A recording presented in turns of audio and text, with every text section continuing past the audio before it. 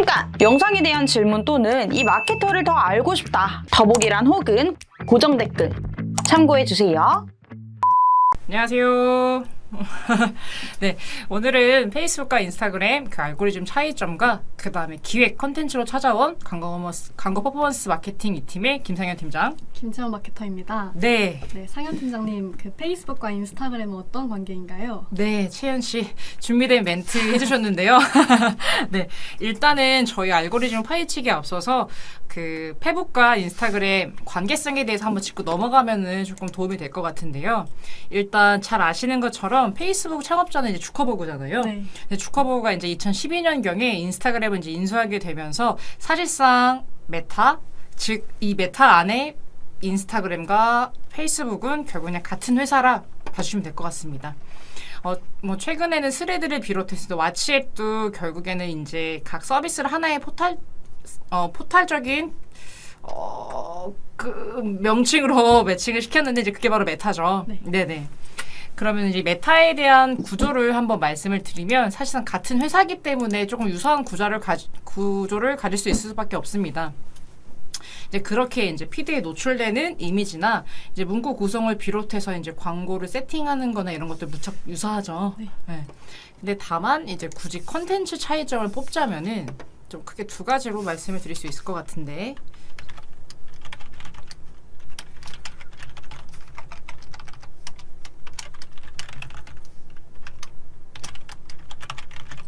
자, 선 텍스트 후 이미지가 나오는 구조는요, 페이스북입니다. 그 다음에 이미지가 먼저 노출되고, 그 다음에 텍스트가 나오는 거는 이제 인스타그램이죠. 네.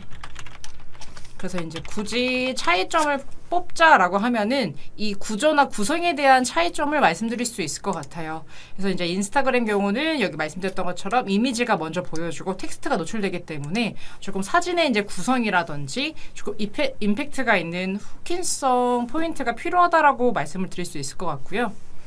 사실 이 두 플랫폼 자체를 이제 굳이 분리해서 세팅하지 않는다라는 전제하에 말씀을 드리면 결국에는 페이스북이든 인스타든 동시에 노출돼도 무방한 컨텐츠를 만드는 게 아무래도 제일 좋을 수밖에 없겠죠. 네, 맞습니다. 그리고 또 운영을 희망하는 플랫폼에 따라 집행 방식에도 차이가 있는데요. 네.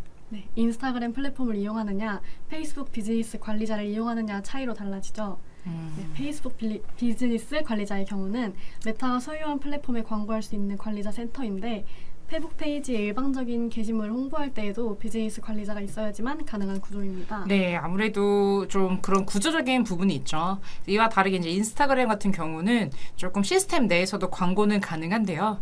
다만 비즈니스 계정으로 전환하셔야 됩니다. 다시 말해서 인스타그램 안에서는 뭔가 그 광고단에서 활용하기 위해서는 프로페셔널 계정으로 전환을 하거나 해당 계정을 생성해야지만 광고가 조금 가능하다고 좀 말씀을 드릴 수 있을 것 같아요.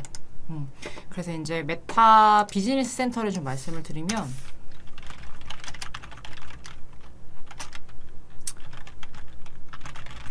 메타 비즈니스이고 그 다음에 인스타그램 비즈니스 계정은 계정으로 전환이 필요하다. 근데 여기서 조금 특징적인 차이 같은 경우는 그 메타 같은 경우는 즉 옛날엔 페이스북 이제 비즈니스 관리자였는데 이게 이제 메타 비즈니스로 명칭이 바뀌었거든요. 그래서 인스타그램은 인스타그램 계정 안에서만 광고 진행할 수가 있어요. 프로페셔널 계정으로 전환한 다음에. 근데 이제 페이스북 같은 경우는 비즈니스 관리자 생성해서 관리를 하셔야 되는데, 장점은 페이스북 같은 경우는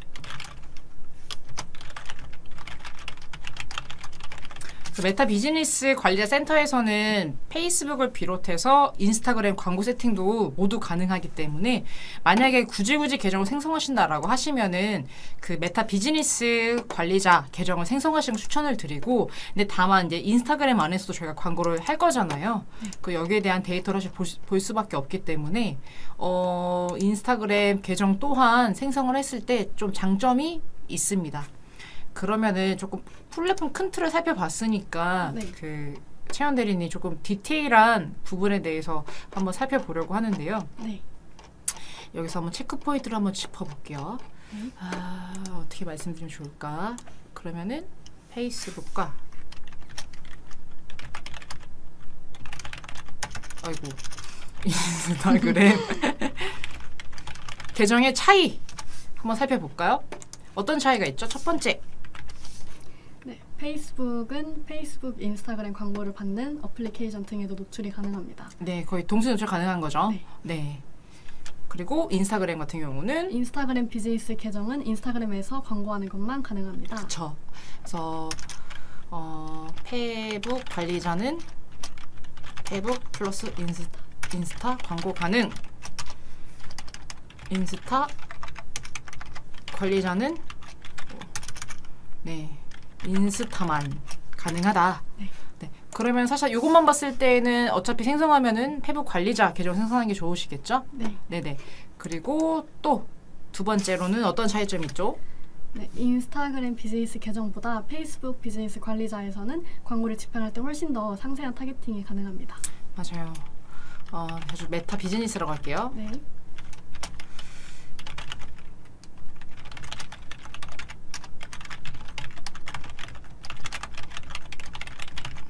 메타 비즈니스 안에서는 인스타그램 안에서 게시물 홍보하기 버튼을 활용하는 광고 전략보다 더 정밀하고 세부적인 세팅이나 타겟팅이 가능합니다. 이제 그렇기 때문에 인스타그램에서만 이제 게시물 홍보하기라든지 혹은 지역 혹은 뭐 관심사나 이런 거 타겟팅 하시는 분들이 혹시 이 영상을 보신다면 그 단순히 인스타그램 프로페셔널 계정을 통해서 광고를 하시기보다는 조금 그 메타 비즈니스 계정을 생성을 통해서 연동을 시키고 광고를 진행하시는 거를 좀 추천을 드리고 싶네요. 네네. 그리고 뭐 다 포인트 얘기한 것 같은데요. 결국에는 메타 비즈니스 관리자 생성을 통해 광고를 진행하시는 게 좋다라고 이해해 주시면 될 것 같아요. 자, 그러면은 그럼에도 인스타그램 계정으로만 광고를 진행했을 때 이점은 없나요? 하실 수도 있을 것 같아요. 아니요, 인스타그램 비즈니스 계정에 대한 장점도 있습니다. 일단은 뭐 첫 번째로 말씀드릴 수 있는 것 같은 경우는 좀 인스타그램 계정에 대한 인사이트 정보를 좀 확인할 수가 있는데 이 인사이트에 대해서는 좀 어떤 것들이 있죠? 네, 계정에 게시하는 포스트의 반응과 노출 등 데이터를 요일별, 주별, 전주 대비로 비교할 수 있다는 장점이 있습니다. 네, 그리고 또 더 많죠. 네, 네. 또 인스타그램 팔로워 및 브랜드 타겟팅에 대한 더욱 자세한 정보를 확인할 수 있습니다. 네, 그래서 사실 이런 정보를 확인할 수 있다 보니까 결국에는 우리 브랜드에 대한 컨텐츠를 어떤 타겟들이 조금 많이 그 탐색을 하고 우리를 팔로우하고 있는지, 그다음에 어떤 게시물이 조금 반응이 좋은지에 대해서는 인스타그램 이제 대시보드를 통해서도 바로 확인할 수가 있으니까 꼭 단점만 있는 건 아닙니다. 그래서 다만 광고를 전반적으로 세팅하고 관리할 때에는 이제 메타 비즈니스에서 이제 그 이후에 이제 인스타그램 프로페셔널 계정을 전환하셔가지고 뭔가 대시보드 단에서 얻을 수 있는 인사이트는 각 다르기 때문에 요거를 이제 달리 운영하시는 것을 조금 추천드릴 수는 있을 것 같아요. 그러면은 자, 이제 플랫폼 잘 끝났으니까 네. 많이 기다리셨을 이제 알고리즘에 대해서 조금 한 번만 정리하면 좋을 것 같은데요. 네. 좀 알고리즘에 대해서 먼저 인스타그램에 대해서 한 번만 정리해 주면 좋을 것 같은데요. 네, 우선 인스타그램의 경우는 사람이 기반이 됩니다. 반면에 페이스북은 관심사 기반으로 알고리즘이 형성되어 있는데요. 유튜브와 페이스북 알고리즘은 무척 유사한 점이 있는데 그건 바로 관심사가 중심이라는 점입니다. 인스타는 사람이 기반이 되기 때문에 관계에 초점을 둔 알고리즘을 이용하고 있습니다. 맞아요. 그래서 일단은 인스타그램 사람이 기반이고 관심사 기반이라서 유튜브와 좀 유사한 성향을 갖고 있죠. 네. 그래서 다시 한번 정리를 하자면은 결국에는 관심사가 기반이기 때문에 내가 어떤 거에 대한 관심사가 있는지에 따라서 조금 컨텐츠나 내용이 달라지는 것 같아요. 그래서 저희가 그 페이스북 이용할 때에는 피드에 계속 내려도 내가 좋아하는 컨텐츠나 조금 유머 그 다음에 관심이 있는 그런 상품들이 대해서 계속 중복돼서 노출되잖아요. 네. 이제 바로 그게 이제 이 관심사 자체가 조금 이 관심사 자체가 좀 페이스북의 이제 알고리즘이기 때문인데요. 좀 이런 부분에 있어서는 다양한 컨텐츠를 습득하기보다는 그 해당 내가 좋아하는 컨텐츠가 좀 주로 노출된다고 봐주시면 뭐 될 것 같아요. 네. 그쵸? 네. 그래서 페이스북에선 피드를 내리면 재밌는 컨텐츠나 요소들이 계속해서 노출되는데 이거 마치 유튜브의 알고리즘과 비슷한 느낌인 것 같습니다. 맞아요. 그래서 이제 혹시 채원 대리님 같은 경우는 유튜브에서 많이 탐색하고 계시는 컨텐츠가 어떤 게 있나요? 저는 주로 무한도전 편집된 걸 자주 보는데요. 네. 이 무한도전 편집된 걸 보면 거기에 등장한 사람들의 다른 예능이 또 떠서 그걸 또 보게 됩니다. 맞아요. 그래서 저희가 많이 이런 댓글을 본 적 있잖아요. 그 유튜브 알고리즘을 통해 여기까지 오게 되었다. 알고리즘이 이끌었다. 알고리즘이 이끌었다. 그래서 이제 최근 이런 컨텐츠들이 많이 확산되는 거에 대한 배경이 이러한 좀 유머러스한 컨텐츠나 혹시 채연 대리님도 좋아하시는 아이돌 있으시죠? 네, 있습니다. 네, 그래서 보통 덕질을 할 때라고 많이 표현할 수 있는데 내가 좋아하는 아이돌 영상을 보더라도 이 영상을 봤던 다른 사람이 또 관심 있어 하는 아이돌이 다 저한테 노출이 되거든요. 네, 좀 그런 기반으로 관심사의 기반으로 조금 알고리즘, 즉 컨텐츠가 노출이 되고 그게 확장까지 이어지는 좀 알고리즘을 갖고 있다라고 봐주시면 될 것 같아요. 그 반면에 이제 인스타그램 같은 경우는 앞서 이제 사람이라고 말씀을 드렸는데, 그러니까 즉 사람 하면 생각나는 게 뭐죠? 결국엔 사람과의 관계성. 네, 사람과의 관계성인 거죠. 사실 이제 결국에는 관계 중심이라고 봐주시는 게 좀 더 명확할 것 같기는 합니다. 그래서 내가 좋아하는 관심사가 아니라 조금 팔로우하는 사람들의 이제 일상이나 게시물이 주로 노출되다 보니 조금 흥미가 지속되지 않을 때도 있어요. 그러니까 이걸 흔히 저희 원팔이라고 하기도 하고, 그리고 이제 그때마다 흥미있는 컨텐츠가 달라지다 보니까 조금 피드에도 조금 다양한 데이터들이 노출이 됩니다. 그래서 가끔 저희가 피드를 보다가도 돋보기를 이제 눌렀을 때 혹은 특정 인플루언서 피드를 통해서 들어가는 경우가 좀 이런 경우라고 말씀드릴 수 있을 것 같아요. 저희 돋보기 영역을 살펴볼 때에도 내가 좋아하는 컨텐츠랑 좀 유사한 정보들이 노출되는 반면에 나 이런 컨텐츠를 딱히 좋아한 적이 없었는데 또 노출되는 경우가 있어요. 네. 바로 그게 관계성 때문이다. 내가 팔로우하고 있는 사람들이 좋아요 누른 컨텐츠나 좋아요했던 게시물들에 대해서도 이게 뜹니다. 그렇기 때문에 좀 관계성 기반의 알고리즘을 가지고 있다라고 말씀을 드릴 수 있을 것 같아요.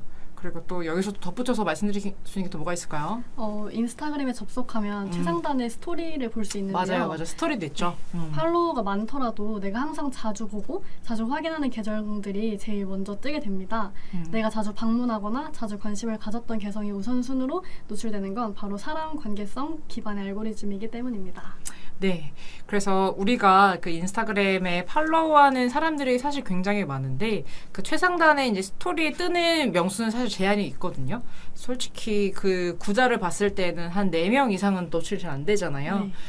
그래서 이게 탐색할 때 최상단에 먼저 뜨는 것 같은 경우는 내가 자주 방문을 하거나 관심을 표현했거나 좋아요를 눌렀거나 좀 결국엔 액션을 보였던 사람들을 대상으로 우선적으로 노출이 됩니다. 그래서 간단하게 내가 별로 관심이 없거나 친하지 않은 분들의 게시물은 게시가 안 됩니다. 그런데 이제 이 경우에는 사실 피드에도 잘 노출되지 않다 보니까 이제 관계성에 대해서 조금 더 중심을 둔 이제 구조라고 봐주시면 될 것 같아요. 네네. 네. 인스타그램의 사람 기반 알고리즘을 직접 느껴보시는 방법도 있는데요. 그건 바로 평소에 자주 노출되지 않는 계정을 자주 방문해 보는 겁니다. 맞아요. 그래서 다만 단점이 있어요.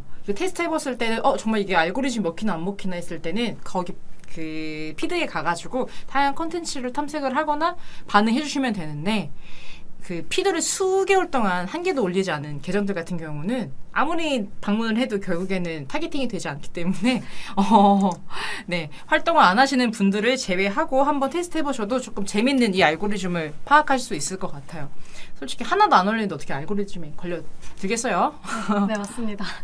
우선 하루에 피드든 스토리든 1개 이상 업로드하는 계정을 찾아서 좋아요나 댓글이나 저장 등의 행동을 해봐주시고 계정 프로필을 자주 방문해보세요.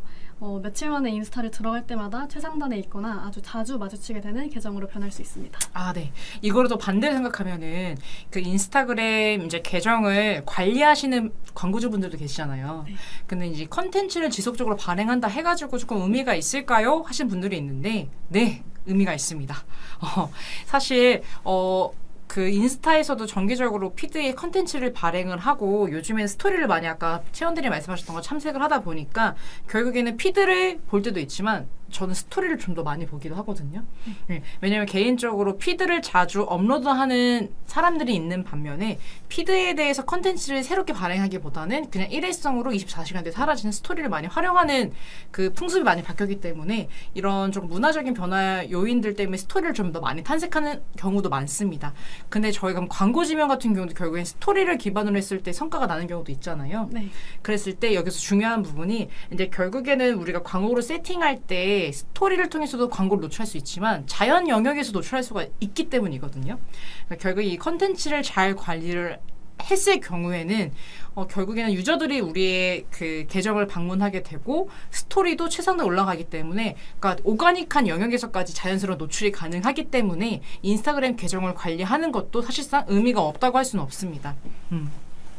그래서 이런 알고리즘에 의해서 자연적으로 노출하는 거에 대한 방향성이나 내용이 좀 더 궁금하다라고 하시면 오늘 이 라이브에서 담아내지 못한 내용들이 많기 때문에 네, 이런데 이제 연락을 주시거나 문의를 댓글로 남겨주시거나 해주시면은 저희가 조금 디테일한 이야기를 드릴 수 있도록 하겠습니다. 네.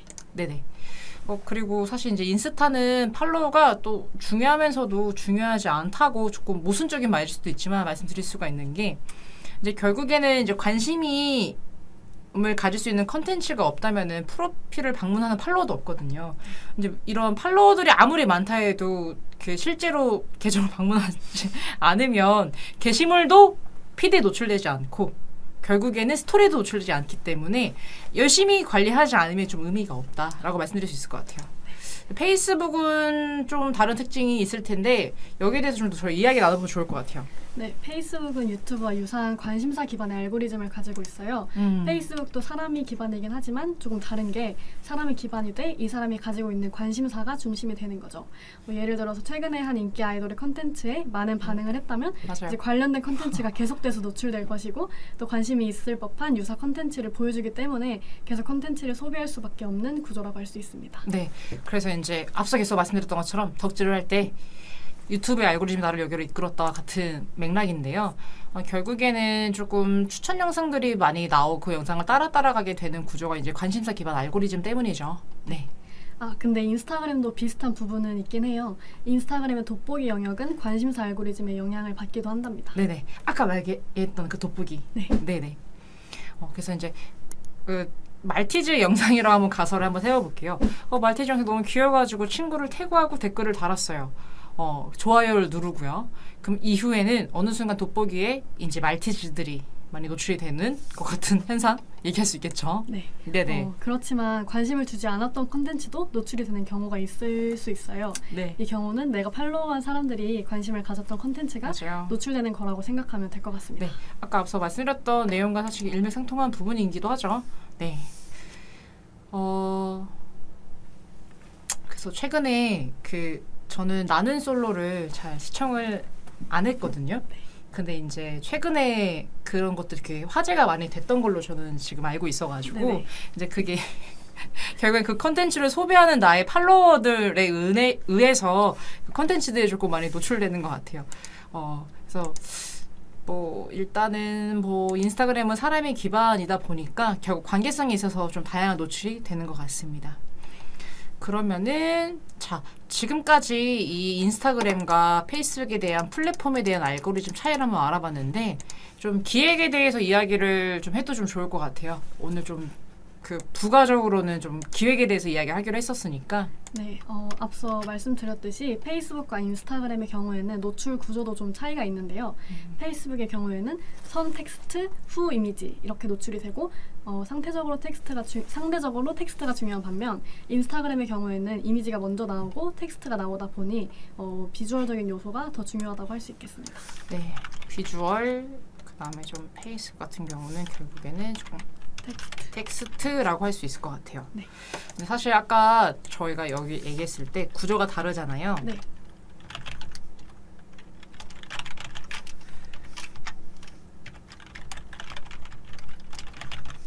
다 보니까 먼저 보여지는 게 이제 아무래도 이제 문구에 대한 구성이다 보니까 텍스트에 대한 그 강조 포인트가 필요하고 인스타그램 같은 경우는 이미지가 먼저 보여주다 보니까 결국에는 이제 비주얼적인 부분을 무시할 수가 없는데 조금 이 소재를 기획함에 있어서 좀 다른 전략을 수립할 수 있을 것 같아요.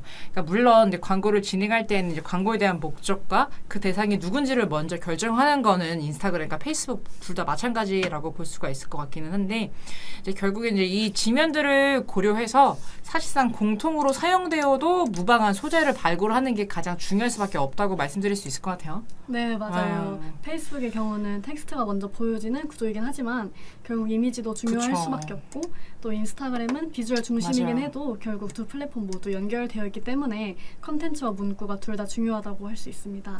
네, 그러면은 그 두 플랫폼에 모두 해당하는 좋은 컨텐츠 기획에 대해서 조금 요약해서 말씀 한번 드려보면 좋을 것 같아요. 네. 네네. 일단은 처음에는 사실 비주얼과 텍스트를 매칭한다라고 봤을 때에는 결국에는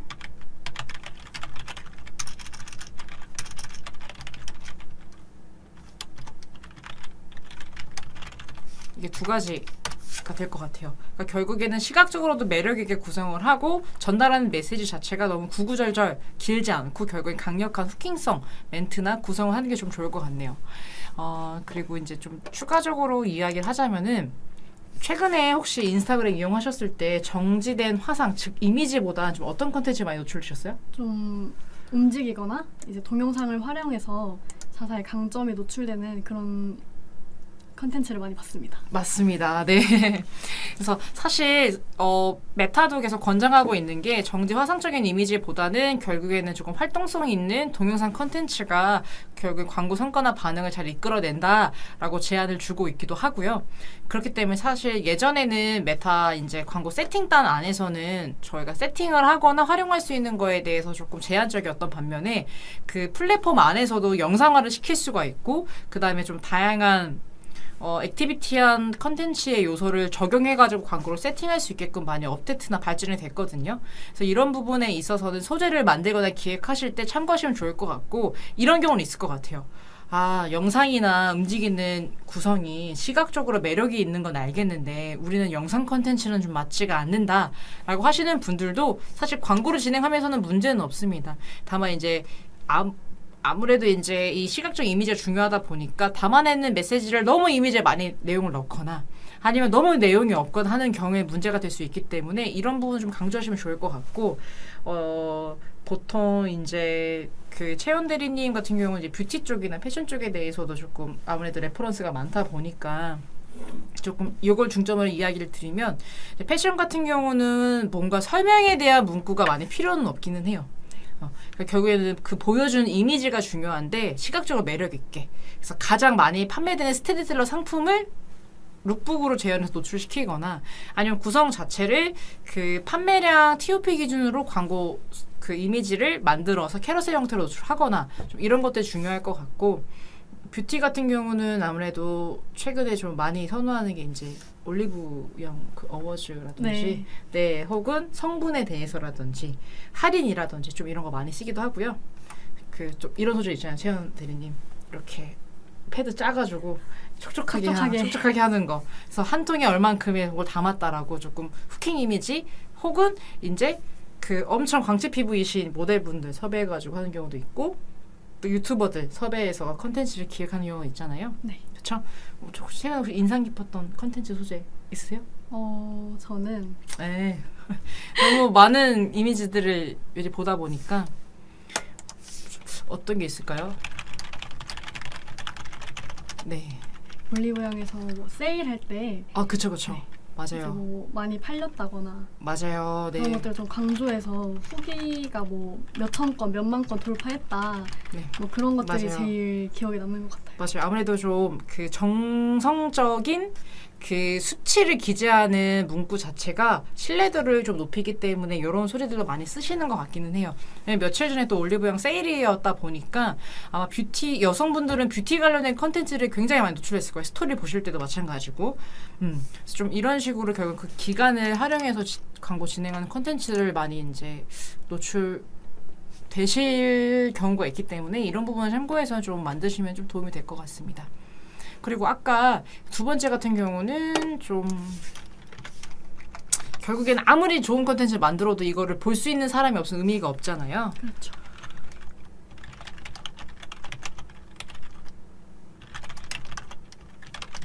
네, 호비 가능한 컨텐츠의 발굴 및 노출인데 아까 저희가 그 인스타그램 중에서 피드보다 요즘에 뭐가 대세라고 얘기를 했었죠? 스토리입니다. 맞습니다. 스토리 결국엔 이제 이 스토리 광고에 대한 성과가 조금 좋다고 말씀을 드렸는데 이 일상을 이제 공유하는 게 이제 피드가 아니라 스토리로 좀 넘어가면서 광고 또한 이제 스토리를 통한 소재가 되게 많거든요. 그쵸? 네, 아하. 맞습니다. 짧고 간결하게 메시지를 전달하면서 브랜드의 이야기를 담아내고 전달하는데 더 자연스럽게 노출을 시킬 수 있죠. 네, 맞아요. 그래서 사실 이 스토리 같은 경우는 영상을 통해서도 많이 진행이 되기도 하는데 좀 더 탐색할 수 있도록 좀 다양한 이미지를 노출되는 경우가 있고요. 이것도 사실 컨셉이나 내용에 따라 좀 달라질 수는 있을 것 같아요. 그리고 이제 조금 지루한 텍스트 같은 경우는 조금 피하는 편이 좀 좋습니다. 네. 네. 확실히 강렬한 문구가 성과 개선하는 데 훨씬 도움이 되는데 저도 사실 설명이 너무 광고가 길면 마케터 입장에서는 이미 이게 광고라는 걸 인지하고 있음에도 다 읽지 않거든요. 그리고 피드를 넘기기도 하고 네. 사실 또 캐러셀 이미지 같은 경우도 조금 굉장히 좋잖아요. 네, 그런 여러 이미지를 담아내는 형태를 활용해서 노출하면 좋은데 하나의 이미지를 내용에 담을 수 없을 때 맞아요. 상품을 보여줄 수 없을 때는 카드뉴스 형태로 이미지가 넘어가는 소재를 기획하고 작성하는 것도 좋을 것 같아요. 네. 그래서 사실 이거는 이제 카드뉴스라고 해가지고 뭔가 스토리텔링을 담아서 이제 그 탐색하게끔 넘어가는 뭐 컨셉도 있는데 뷰티 같은 경우는 요즘 좀 단일 이미지를 많이 쓰기는 해요. 아무래도 만약에 이런 좀 캐러셀 형태로 광고를 진행한다라고 하면은 뭐 예를 색조 화장품을 런칭을 했는데 컬러별로 다르다라고 했을 때는 이 단일 이미지로 뭐 빨간색, 주황색. 요즘에는 왜냐면 컬러를 저희가 이름을 막 명칭을 막 만다린 막 이런 거 정하다 보니까 그 하나부터 나열할 수 없어서 굳이 얘기를 하자면 빨간색, 핑크색, 뭐 주황색이라고 볼게요.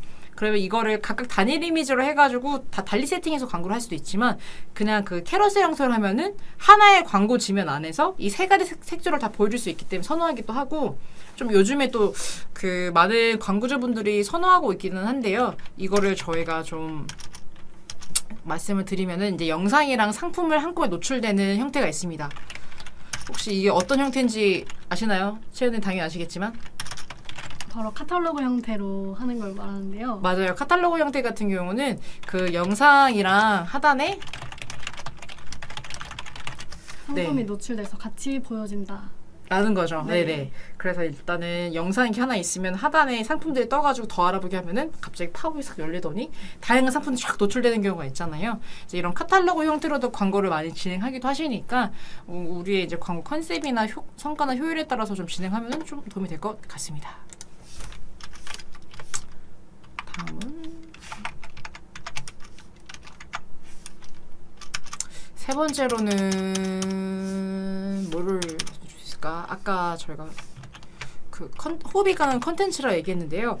이거는 결국엔 상호작용이 필요하죠. 상호작용 한 다음에 그 요즘에는 단순히 노출하는 게 아니라 되게 중요한 요소가 있어요. 그 컨텐츠를 탐색을 했을 때 내가 느끼는 감정이 중요해요. 그러면은 이걸 한마디로 감정적 연결. 네, 감정적 연결이라고 할 수 있을 것 같아요. 그래서 사실 이제 스토리를 담아낸 소재는 물론 저희가 이제 버튼을 클릭하는 문구도 굉장히 중요한데, 그쵸? 네. 그래서 이런 버튼은 이제 행동 유도 이제 액션 버튼이라고 하는데 이런 것도 되게 중요한 요소 중 하나잖아요. 네. 그쵸? 그래서 구매하기로 할지 아니면 더 알아보기로 할지 문의하기, 상담하기 등의 컨텐츠 주제나 내용에 맞게 기획하고 세팅하는 게 중요할 것 같아요. 맞아요. 그래서 우리가 이제 볼 때 이커머스는 쇼핑하기 버튼을 최근에 많이 사용하고 있는데 예전에는 이게 더 알아보기라고 해가지고 이거밖에 조금 없었거든요. 근데 이제 광고 세팅할 때 우리의 이 광고 컨텐츠 소재가 사실 되게 사소한 차이일 수 있긴 하거든요. 네. 이 상호작용한 버튼을 쇼핑하기로 했을 때랑 더 알아보기로 했을 때랑 결과가 다를까 같을까에 대한 분석도 사실 테스트 해보면 되게 도움이 되고요. 실제로 저희 내부에서도 이걸 두 가지 지표를 비교했을 때 쇼핑하기가 더 데이터 성과가 개선이 되고 잘 나왔던 사례들이 있기도 하고요. 어떠한 컨텐츠 같은 경우는 더 알아보기 성과가 나은 경우도 있기 때문에 이 부분에 대해서는 사실상 광고를 진행하면서 결과를 보면서 데이터를 분석할 필요가 좀 있고요. 조금 뭐 컨텐츠를 구성함에 있어서는 이런 어떻게 우리가 서구라고 연결할 것인가에 대한 고민도 좀 필요합니다. 이건 뭔가 EC 업종에 해당되는 거고 사실 DB 업종 같은 경우는 비슷한 맥락이지만 문의하기 바로 문의하기 부담스러운데? 라고 하는 분도 있을 수 있잖아요. 그럴 때는 나 이 더 컨텐츠를 탐색하고 싶어 더 알아보기. 보통 쇼핑하기나 문의하기 같은 경우는 조금 직접적으로 이 컨텐츠를 바로 클릭했을 때 전환이 발생할 수 있을 정도의 조금 자극적인 메시지인 경우는 좀 추천드리는 편인 것 같아요. 예를 들어서 클리어런스 세일 90% 근데 내가 되게 좋아했던 브랜드야? 그럼 어떻게 되겠어요? 저기 한번 들어가서 보겠죠. 네. 더 알아보기. 근데 쇼핑하기 보통 그런 거 상관없어요. 일단 세일한다는데. 그쵸. 문의하기도 마찬가지입니다. 선착순 몇 명까지만 혜택 제공이라든지 이러한 기간 한정적인 문구나 메시지 쓸 때에는 조금 직접적으로 바로 전환을 발생시킬 수 있는 감정적인 연결을 할 수 있는 상호작용 버튼 사용해 주시는 게 조금 도움이 될 것 같아요. 네. 네. 그럼 다음은 저희가 이제 좀 구자에 대해서도 말씀드릴 수 있을 것 같은데 모바일 최적화 그 다음에 결국에는 이게 테스트 필요해요. 테스트. 예. 그래서 사실 이제 모바일 최적화가 왜 중요하냐? 혹시 최현 대리님도 그 뭔가 광고를 탐색을 하거나 컨텐츠에 노출될 때 PC보단 모바일이죠. 네. 네네. 그래서 대부분의 이제 유저들이 약 한 거의 80% 육박할 만큼 모바일을 통한 컨텐츠 탐색이 훨씬 더 많은데요. 그렇기 때문에 좀 이 부분에 있어서는 좀 잘 준비하시는 게 좀 좋을 것 같기는 해요. 왜냐면 저희가 실제로도 광고를 진행하다 보면은 많은 분들이 이 부분 조금 놓치는 경우가 좀 있잖아요. 네, 그렇죠. 정말 기본적인 부분인데도 좀 놓치는 경우가 많더라고요. 네. 소재를 기획하고 만드실 때에는 모바일에 최적화된 사이즈와 폰트 크기의 구성이 필요하다고 할 수 있습니다. 네, 예를 들어서 아까 그 스토리 광고도 마찬가지기는 한데 네. 보통은 이제 스토리 광고 같은 경우는 이 구자가 풀 화면이다 보니까 뭐 9:16 그다음 뭐 16:9로 세팅하는 경우가 있는데 이 경우에는 사실 텍스트가 함께 노출되지 않기도 하잖아요. 그렇죠. 이제 일부 지면에도 이제 좀 가려질 수 있는 부분이 있어요. 이제 그러다 보니까 지면 같은 경우도 선택하는 게 굉장히 중요하죠. 네, 그래서 1대1이나 이제 모바일의 경우에는 4대5 정도의 비율을 추천드립니다. 네. 네, 그리고 또 A/B 테스트, 즉 성과에 대해서 결과를 비교하고 우리한테 맞는 소재를 찾는 과정도 중요한데요. 이때 광고 성과에 대한 지표를 어디에 두느냐에 따라서 소재 발굴의 기준이 달라지기도 합니다. 네, 맞습니다. 그래서 아까 그 저희 1대1이나 4대5 비율을 추천을 드리는 이유는 그 사실 16:9 많이 쓰기도 해요. 쓰기도 하는데 이럴 경우에 텍스트나 이 노출 구자에 따라서 잘리는 경우가 많거든요. 특히 모바일 지면에서 잘리는 경우가 많습니다. 그래서 저희 아까 방금 뭐라고 말했죠? 광고에 이제 컨텐츠를 탐색하는 데 가장 어디서 많이 소비를 한다고요?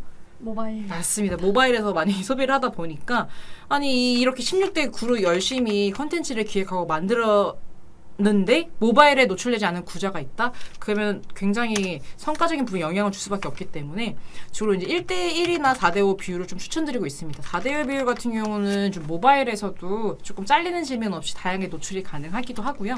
그래서 1대1보다 조금 더 넓고 폭넓은 이미지를 보여주고 싶다라고 할 때 4대5. 그래서 기본적으로 디폴트로는 이제 1대1 이제 광고 소재 비율을 추천드리는 배경이 바로 이 노출 지면의 제한적인 부분 요소이기 때문입니다.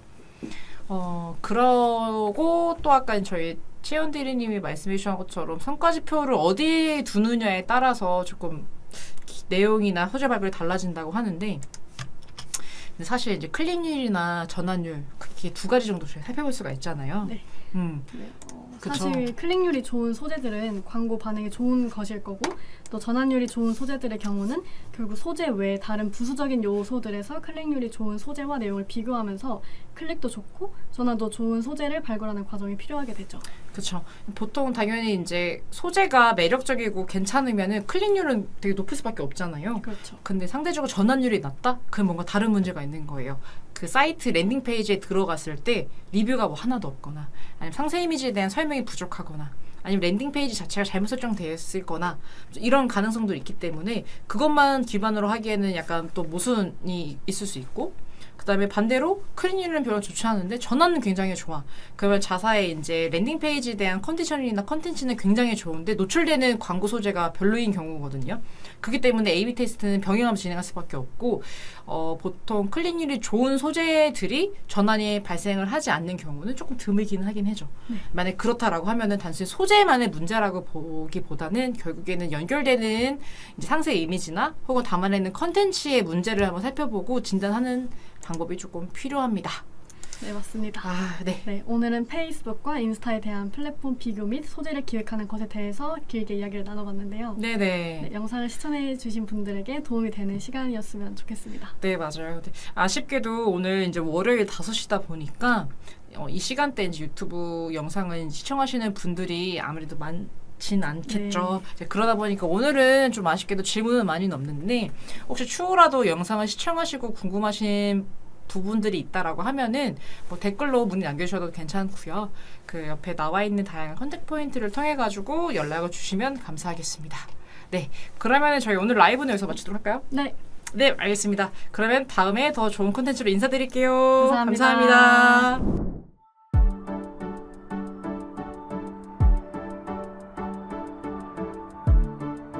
구독과 좋아요는 컨텐츠 제작에 힘이 됩니다.